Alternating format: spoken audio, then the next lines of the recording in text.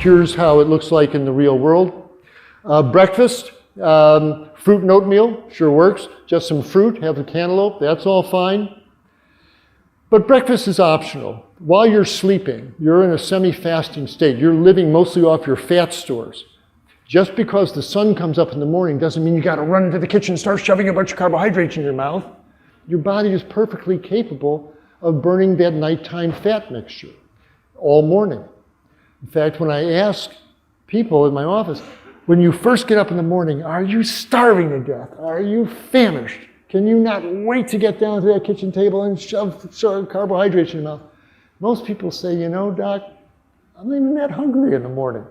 And there's a good reason for that. You are still burning that nighttime fat mixture, and especially if you have weight to lose, keep that nighttime fat burning going all morning. Just drink water until you get hungry. It's absolutely a reasonable breakfast. If you're not really hungry, and especially if you've got weight to lose, just drink water all morning until you get hungry. This is time-restricted feeding. This touches on intermittent fasting, but absolutely reasonable. This idea of breakfast, most important meal of the day, is nonsense. It's an advertising gimmick. If you are, and it's quite a story attached to that, but it really is. It was made up by advertisers. And there's no science behind it. But if you're hungry, by all means eat. I'm not saying go hungry and have some fruit or fruit and oatmeal. Granolas are really sugary. Mueslis are better. But if you're trying to lose weight, just drink water till noon. Okay, the rest of the day, that was breakfast. The rest of the day, I would say hang on the 4S clothesline, soups, soup, salads, steamed veggies, and starches. Start with the soups. Boring soups are not allowed. We're talking about really hearty vegetable soups and stews and goulashes and pozzoles and chowders and curries. There's a world of hearty soups. And again, you can make them up in an Instapot or a crock pot and freeze half of them in containers so you've got them in the freezer and eat them all day. Call your attention to my friend Jeff Novick. He's a vegan dietitian. He's got this wonderful series called Fast Foods. And he shows you how to whip up these dynamite soups in 10 minutes that you can eat off of for 3 days in the fridge. You only have to cook like twice a week. Make up a big pot of soup on Monday, coast on it Tuesday, Wednesday, make up another soup on Thursday, coast on that Friday, Saturday, and said you freeze some of each. You only have to do a cooking thing like twice a week. You know? People say, I don't want to be in the kitchen chopping and cooking all day. You don't have to. You can buy veggies already cut up, and organic ones from the freezer. Open up, take your crock pot, fill it 2/3 full of water, throw in a cup of rice, cup of beans, cup of lentils, a bag of frozen veggies, and some seasonings. Put the lid on, hit the button, go to bed. Let it cook all night. You don't have to do a whole cooking thing. Lots of recipes to search for on the internet, vegan soups and curries and goulashes. So that's the soup. The salads are really important, like Dr. Furman, again, how to make a crock pot soup. If you've made the soup in the morning, pour some off into freezer containers, let them cool and freeze them. The rest of the soup you can keep warm during the day, and every time you're walking through the kitchen, ladle out a cup of soup and chow down. It's all fiber and water, it doesn't stick to you. You can have 6 bowls of it a day, it doesn't matter, you pee it right out. So this is joyous, guilt-free eating. Have all you want. If you're going out for the day, don't play victim. Well, there was nothing to eat at the office except donuts, and at the nurse's station there were just a bunch of candies, and there was nothing in the cafeteria, and I had to stop at McDonald's. Nonsense. You're a grown man or a grown woman. Stop playing victim here. Take your healthy food with you. Before you leave the kitchen door, get yourself a little picnic container, and 3 things go in there for your day away from home. Get a wide-mouth thermos jug and fill it up with that nice soup you just made. Take 2 or 3 jugs with you, but have a couple of thermoses of hearty soup. Get a salad. You can buy them pre-made at Trader Joe's and Whole Foods these days with a non-oil dressing, and some cut-up fruit. And you eat your way through your work day, and in between clients or errands, you take a pull of soup and throw in a couple of grapes and on to your next task. But keep your belly full of this all day, and the restaurants don't look so tempting on the way home. So, soups and salads. The third S, salads, more colorful the better. The salads are the main dish. You don't need olive oil to make salad dressings. You want to get away from the oils. They're liquid fat in a bottle. They hurt your arteries. They make you fat. Just Google no oil salad dressing recipes, and you take a blender, take some veggies from the salad, take some carrots and celery and broccoli and onions, throw them in the blender with a cup of water, a couple of walnuts, a piece of an orange, hit the button, salad dressing. Pour it on your salad. You don't need oil to put on the salad, to say the least. Third S is steamed veggies. You need something green and yellow every day, so learn how to use a vegetable steamer and steam up something green and yellow every day, and steam up a lot of it so you can coast on it for a few days. This is where cows get their calcium. Cows don't drink milk. Where do they get all that calcium? From the greens they eat. The calcium's in the soil. The green plants pick it up, and that's where the calcium really comes from. It doesn't come from milk. Okay. It's bright green, buy it, and it's organic, buy it, bring it home, rinse it, steam it, and eat it. And squeeze some lemon juice or some balsamic vinegar over it, or some of your healthy salad dressing. Okay, and the final S is starches. We are starch-burning organisms. Starches will not make you fat. There's all this now, oh, don't eat carbs, they make you fat, don't eat carbs. Nonsense. We are carbohydrate-burning organisms. Our mitochondria burn glucose, not fats. And these will not turn into fat. They cannot turn into fat. The body is not going to blow apart a glucose ring, grab those carbon fragments, and string them out in this long-chain fatty acid. It doesn't work like that.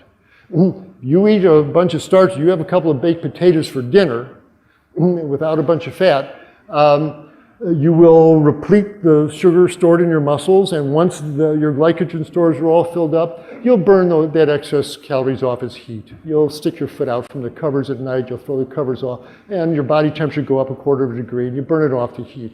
Carbohydrates will not turn into fats, so have some, especially lunches and dinners, and this is how you get healthy weight, healthy nutrients without putting on weight. It's clean burning. It turns into carbon dioxide that you breathe off and water that you pee out. Starches are a clean burning fuel. No, they won't make you fat. 1 billion Chinese used to know that. Here's Jeff's burgers and fries, and he'll show you on a Saturday morning, whip up 30 really tasty lentil, quinoa, veggie spice burgers or whatever, put them in the freezer. Now you got a freezer full of veggie burgers. You don't feel like cooking? Bring a couple out, heat them up, boom, lunch. Got a salad in the fridge, you're set. This should be easy. The more you do this, the easier and more convenient it gets. Minimize flour products, baked goods, etc., breads, etc., especially if you're trying to lose weight. If you're trying to lose weight and you're frustrated, I've been vegan for 5 years and I'm still carrying on this weight. What's the problem, doc? This food makes me fat. What's happening, this is your doctor doesn't know this, but now you will, and people at home will. This phenomenon called oxidative priority. In other words, it's easier for your body to burn sugar than burn fat. Okay? It's easier to burn glucose than metabolize these long-chain fats. So what? Well, if you eat sugar and fat at the same time, you'll burn the sugar and store the fat for later. Okay? It's a primitive survival mechanism to get you through famines. You will burn sugar and store the fat for later. So what does that mean? You want to be a fat vegan? Pour oil on your pasta. You will burn the sugar in the pasta, you'll store the fat in the oil. Almond butter and jelly sandwich, you'll burn the sugar in the bread and the jelly, you will store the fat in the nut butter. Put earth balanced margarine on your baked potato. You will burn the sugar in the starchy potato. You will store the fat in the margarine. It's that sugar-fat combo that's sticking to you. And if I have an obese vegan in front of me, they're eating oil and flour products without question. And they're eating them together. So what do you do? I mean, I can't eat potatoes? No, you can eat potatoes. But don't put oil on it, put salsa on it. Put something non-oily on your starches and you'll burn the starches cleanly. They won't turn into fat. When the paleo folks say carbs make you fat, no they don't. The potato you're eating with the steak makes you store the fat in the steak. It's the fat that's in the meat that you're storing, not the carbohydrates that have turned into fat. That's why they don't want to eat carbs, because it makes them store the fat in the meat. Again, look, now this is just for the weight loss. So if you're already a lean vegan, none of this matters. You put a little whatever you want on whatever you want, it doesn't matter. But if you're trying to lose weight, avoid this fat sugar combo. That's what's sticking to you. Well, how about walnuts and avocados? I mean, you can have those, but put them on your salad. Put it on your broccoli, okay? You'll burn it cleanly and it won't stick to you. So pour your tahini dressing over your greens and you won't have a weight problem. One last thing on this, timing in life is everything. When you eat starches, it takes about 4 hours for the insulin thing to go up and down for the body to clear the starch out. So if you have your baked potato at lunch, let 4 hours go by before you eat the fats at dinner. Have your baked potato or rice at lunch and have the tahini and the fatty avocados at dinner there, and there the twain shall meet. But again, this is just for the weight loss, folks, but this explains the frustrated overweight vegan who can't lose weight. It's because she's eating fat and sugar. Okay, we've already been through this. Legumes are important. They're a great source of energy. Anything in a pot is a legume: beans, peas, chickpeas, lentils. So find a way to get them in. We'll try for once a day. Lentil stews, bean burritos, and zucchini boats there, or lettuce boats there. But legumes are your friend. All long life folks on this planet eat legumes. Find a way to get them into your diet. Nuts as well. Hold nuts to a handful a day. But they belong to your diet, in your diet, but you just might need a couple to start with till your body gets used to them. Again, people eat too many legumes too fast. And fruits for desserts. My wife and I, for desserts, we used to eat fatty, even the coconut ice cream. Now we have blueberries with rice milk over them, and we'll have 1 tablespoon of coconut bliss on top of it. I mean, we'll go through the whole carton. A quart of coconut bliss lasts us about 5 months in the freezer. We just have a tablespoon at a time, once a week, twice a week. And same thing with chocolate bars. We snap off 2 squares, put it back in the fridge. And chocolate bars last 2 months in our freezer. Okay, juices, it's turning out, they're not bad, but most of the goodies are attached to the fiber that winds up in the compost. You're better off eating the veggies. Everybody's got to find their own preferences, and they're going to change over time. They'll change during the year. It's fine. Worst happens, you get a little gas. It goes away. Don't worry about it. Don't let it throw you off this very healthy way to eat. If you think you may have a gluten intolerance, don't eat it for a couple of months, and then have 3 slices of whole wheat bread and see how you feel. Your body will tell you. But folks who they're always gassy or whatever, make sure that you don't have an unrecognized gluten intolerance. Make sure there's no hidden dairy in your diet, and read the labels. It's in the bread, it's in the sauces, it's in the gravies, it's certainly in the restaurant food. And liquid fats, oils are liquid fat in the bottle. And finally, the gas issue. Turns out they've analyzed the gas in the colon. Must have been a wonderful experiment to do. A lot of tubes went up a lot of rectums. They put the gas into a chromatograph and found out that 80% of the gas in the colon is, drumroll, swallowed air. What? Yeah, it turns out only about 20% is made from the fermentation of sugars on the beans.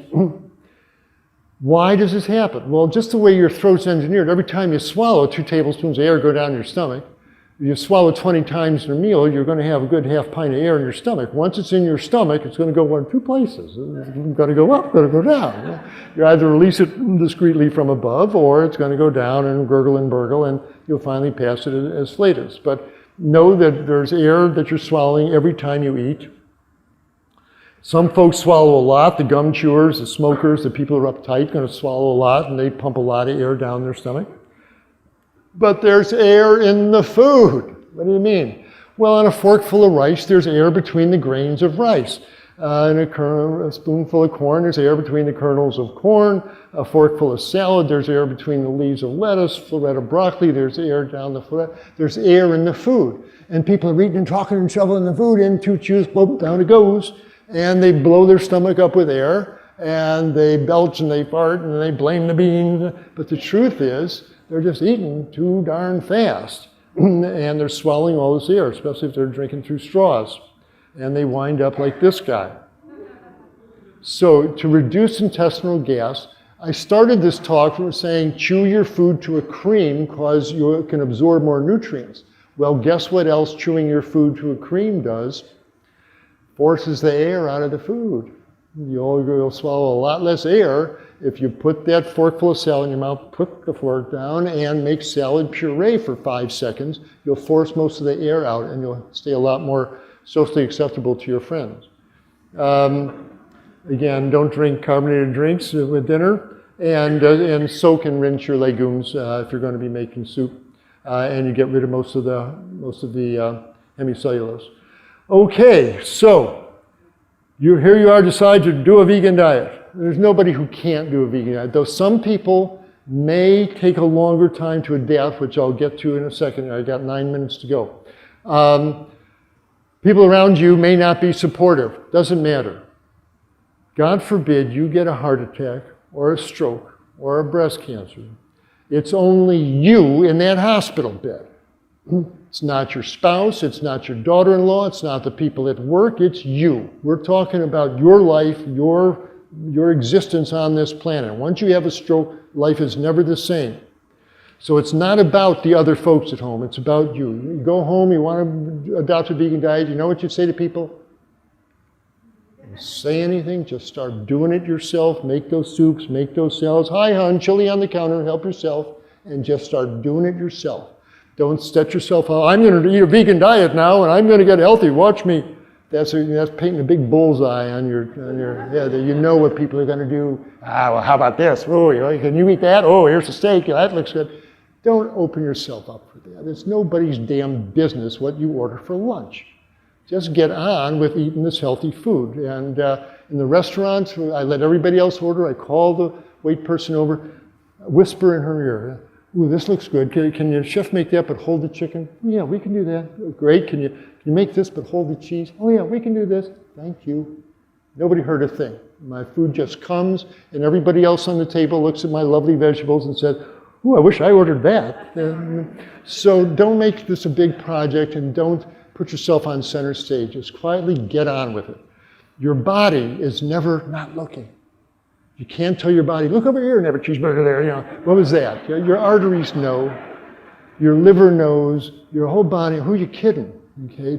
Shakespeare said, "Thy own self be true." Dr. Klaper said, "Thy own health be true. Thy own arteries be true. Thy own colon wall be true. Thy own breast tissue be true. Thy own prostate be true." That's the only thing that matters. Your body just wants to know what's in the food coming down, and be true to it. It's not about them, it's about you and the example you set. People will notice as you get healthier. Taste change takes 6 to 12 weeks, and you really start jonesing for the lentil stew instead of the beef chili.